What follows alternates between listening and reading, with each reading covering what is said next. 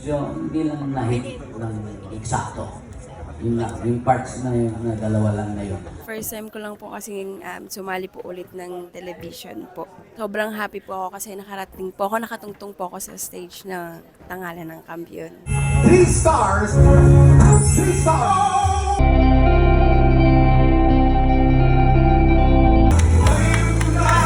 Make sure na kung mag-hand gesture ka, may connection siya dun sa mensahe ng kanta. Meron kang gustong lagyan ng emphasis. Masaya at maraming natutunan. Masarap sa pakiramdam na nakapag-perform ako sa TNK, Tanghalan ng Kampiyon. Ayan.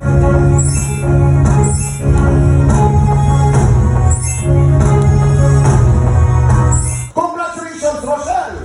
Ikaw ang hahamon sa